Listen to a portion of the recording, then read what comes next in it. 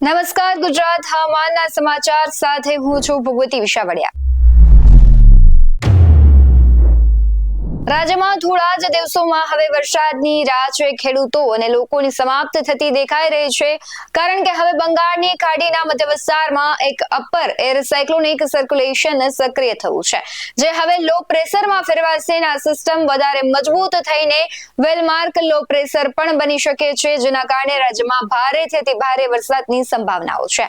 હવામાન વિભાગે જે પ્રમાણે આગાહી કરી છે તેની વાત કરીએ તો બંગાળની ખાડીના મધ્ય ભાગોમાં સરેરાશ દરિયાઈ સપાટીથી 3.1 અને 5.8 કિલોમીટર ઉપર હવાનું ચક્રવાતી પરિભ્રમણ યથાવત રહે છે અને તેના પ્રભાવ હેઠળ 13 ઓગસ્ટના રોજ અને પશ્ચિમ મધ્ય અને ઉત્તર પશ્ચિમ બંગાળની ખાડીને અડીને આવેલા ઉત્તર પશ્ચિમમાં લો પ્રેશર ક્ષેત્ર બનવાની સંભાવના છે અને તે પછીના 48 કલાક દરમિયાન વધુ તીવ્ર બનશે।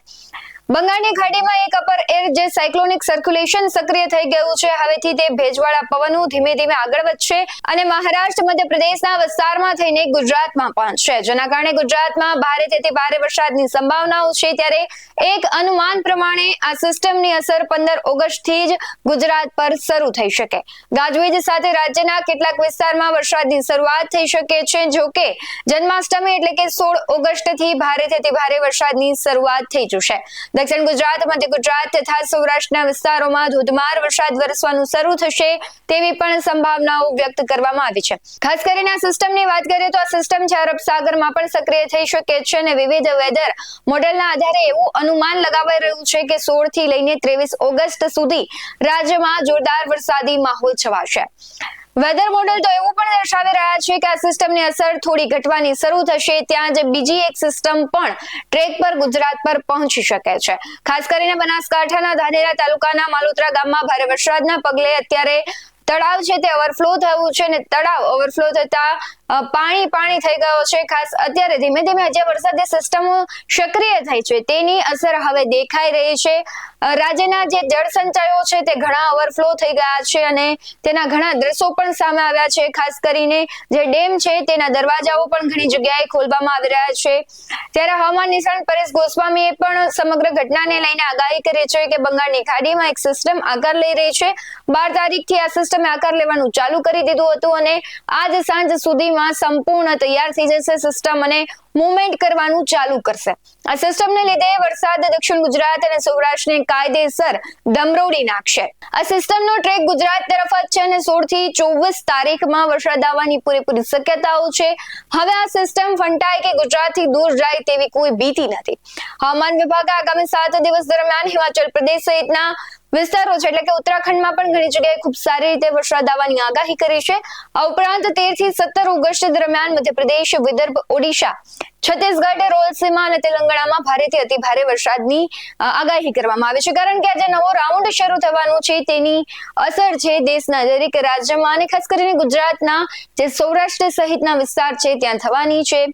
હવામાન નિષ્ણાત અંબાલાલ પટેલે પણ આગાહી કરી હતી। તેમણે કહ્યું હતું કે આગામી દિવસોમાં ભારેથી અતિ ભારે વરસાદ પડશે। ત્યારે હવામાન નિષ્ણાત પરેશ ગોસ્વામી શું કહી રહ્યા છે તેના પર નજર કરીએ। નમસ્કાર મિત્રો, બંગાળની ખાડીની અંદર એક વરસાદી સિસ્ટમ આકાર લઈ રહી છે અને જે સિસ્ટમ છે ક્યારથી મૂવમેન્ટ કરશે અને ગુજરાતમાં ક્યારથી વરસાદની શરૂઆત થશે।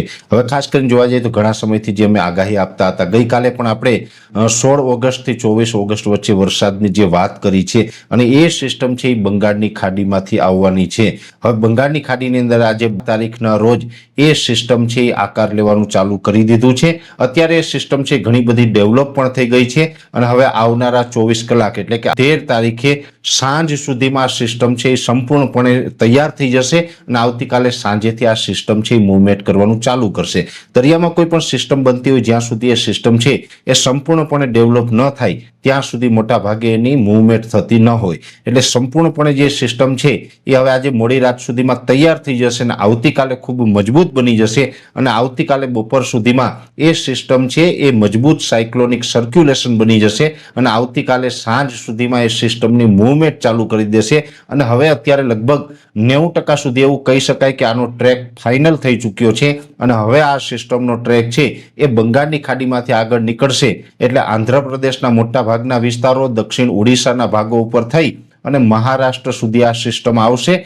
મહારાષ્ટ્ર સુધી સિસ્ટમ આવશે એટલે જે દક્ષિણ મધ્યપ્રદેશના ભાગો છે એને પણ આના આઉટર ક્લાઉડ છે એ કવર કરતા હશે અને મહારાષ્ટ્ર સુધી આ સિસ્ટમ છે એ સાયક્લોનિક સર્ક્યુલેશનના ભાગરૂપે આવશે અને મહારાષ્ટ્ર ઉપર પહોંચે એટલે એનો શિયર ઝોન છે એ અરબ સાગર સુધી લંબાઈ અને અરબ સાગર સુધી શિયર ઝોન લંબાશે તો અરબ સાગરમાંથી એક એને નવી એનર્જી મળશે, કેમ કે અરબ સાગર પણ હવે ધીમે ધીમે સક્રિય થઈ ચૂક્યો છે અને એની સક્રિયતાને કારણે અરબ સાગરનો ભેજ છે એ મહારાષ્ટ્ર ઉપર આ સિસ્ટમ પહોંચે ત્યારે એને મળે, જેને કારણે આ સિસ્ટમ છે એ મહારાષ્ટ્ર ઉપર આવી અને વધુ મજબૂત બનશે. સામાન્ય રીતે ઘણી વખત એવું બનતું હોય છે કે કોઈ પણ અરબ સાગર કે બંગાળની ખાડીની એ સિસ્ટમ છે જેમ એ પ્રવાસ કરે છે એમ નબળી પડતી હોય. બંગાળની ખાડીની કોઈ પણ સિસ્ટમ છે બંગાળની ખાડીમાંથી મહારાષ્ટ્ર સુધી પહોંચે તો ત્યાં પહોંચીને નબળી પડવી જોઈએ, પણ હવે આને અરબ સાગરનો ભેજ મળવાનો છે એટલે નબળી પડવાની જગ્યાએ મજબૂત થશે. મજબૂત થશે એટલે સાયક્લોનિક સર્ક્યુલેશનમાંથી મજબૂત થઈ અને લો પ્રેશર બની જશે અને લો પ્રેશરના રૂપમાં 16 ઓગસ્ટથી લઈને 24 ઓગસ્ટ દરમિયાન ગુજરાત ઉપરથી પસાર થવાની છે, જેને કારણે આપણે 16 થી 24 ઓગસ્ટમાં સારા વરસાદો પડવાના છે, જે આગાહી આપણે ગઈકાલે પણ કરી હતી. ખાસ કરીને આ સાર્વત્રિક વરસાદો હશે. આ વરસાદના રાઉન્ડની અંદર લગભગ ગુજરાતના 90 થી 95% વિસ્તારને સારા વરસાદો મળશે અને સૌથી વધારે વરસાદ છે એ સૌરાષ્ટ્ર, કચ્છ અને જે દક્ષિણ ગુજરાતના ભાગો છે એ ત્રણેય રિજનની અંદર સૌથી વધારે વરસાદ પડે. દક્ષિણ ગુજરાત અને સૌરાષ્ટ્રને કાયદેસર ગમરોડી નાખે અને સૌરાષ્ટ્રનું ગીર સોમનાથ જિલ્લો છે કે જ્યાં સૌથી ઓછા વરસાદો હતા, ગોંડલ અને જે આપણે કહી શકાય દેરડી કુંભાજી સુધીના વચ્ચેના જે વિસ્તારો હોય એ તમામ વિસ્તારોની અંદર પણ વરસાદનું પ્રમાણ ઓછું હતું અત્યાર સુધી, એને પણ સારા વરસાદનો લાભ મળશે. પશ્ચિમ સૌરાષ્ટ્રની અંદર પણ ખૂબ સારા વરસાદો પડશે. એવી જ રીતે ઉત્તર ગુજરાત અને મધ્ય ગુજરાતમાં પણ વરસાદ પડશે, ત્યાં મધ્યમ પડશે પણ નબળા નહીં હોય. એટલે સાર્વત્રિક વરસાદનો રાઉન્ડ આવવાનો છે. એટલે આમ તો એ આગાહી આપણે ગઈકાલે પણ કરી હતી, પણ આજના વિડીયોની અંદર ખાસ એ બતાવવાનું હતું કે એ સિસ્ટમ બનવાનું ચાલુ થઈ ગયું છે અને આજે મોડી રાત સુધીમાં એ સિસ્ટમ છે એ ખૂબ મજબૂત રીતે તૈયાર થઈ જશે અને આવતીકાલે બપોર બાદથી એની મૂવમેન્ટ ચાલુ કરી દેશે. ખાસ કરીને આનો ટ્રેકની માહિતી હતી. આનો ટ્રેક ગુજરાત તરફ જ છે એટલે હવે આપણે વરસાદ 16 થી 24 ઓગસ્ટમાં આવવાની પૂરેપૂરી શક્યતાઓ છે. હવે આ સિસ્ટમ ફંટાઈ કે ગુજરાતથી દૂર જાય તેવી કોઈ ભીતિ નથી કે તેવી કોઈ ચિંતાનું કારણ નથી. એટલે કોઈ મિત્રો ચિંતા નહીં કરશો. આ વરસાદનો રાઉન્ડ છે ગુજરાતમાં ફાઇનલ આવી રહ્યો છે.